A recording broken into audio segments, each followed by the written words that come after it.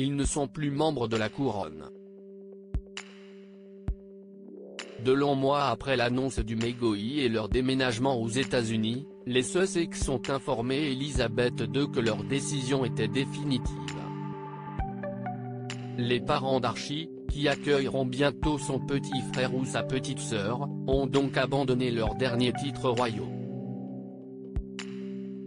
À la suite de conversations avec le duc, la reine a confirmé qu'en s'éloignant du travail de la famille royale, il n'est pas possible pour lui de continuer à assumer les responsabilités et les devoirs qui accompagnent une vie de service public, a fait savoir Buckingham Palace dans un communiqué publié ce vendredi 19 février. Une décision compliquée à prendre pour Elisabeth II, qui a toujours adoré son petit-fils, mais nécessaire.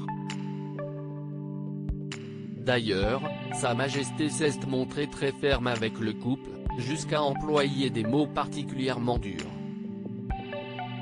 Installés aux États-Unis, Meghan Markle et le prince Harry n'étaient pas contre l'idée de rester des membres actifs de la couronne, bien que secondaires.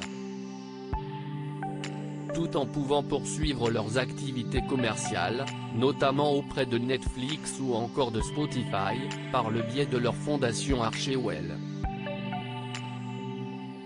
Mais la reine s'y est catégoriquement opposée. Vous travaillez pour la monarchie ne travaille pas pour vous, aurait-elle rétorqué au frère du prince William. Et les Sussex n'avaient pas raison d'être surpris par ce refus. La direction est claire depuis un certain temps, a déclaré un initié au Daily Mail. La reine a été très claire dès le départ que ce modèle moitié dedans, moitié dehors exigé par les Sussex ne fonctionnerait pas et ne s'est pas écartée de cette idée. Pas une seule fois. Harry et Meghan restent des membres très aimés de la couronne. Leur idée était d'avoir une troisième façon d'être un membre de la couronne. Et la reine a dit tout simplement, non, vous ne pouvez pas, a-t-il poursuivi.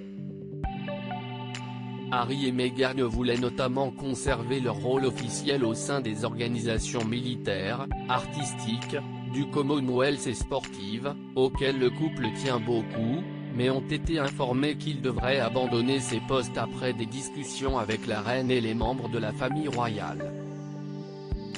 Ils respectent la décision, mais ils ont toujours indiqué clairement qu'ils étaient déterminés à jouer ces rôles, a ajouté la source.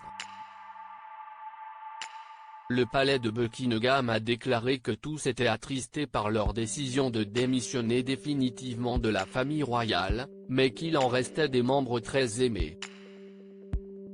Mais d'anciens membres.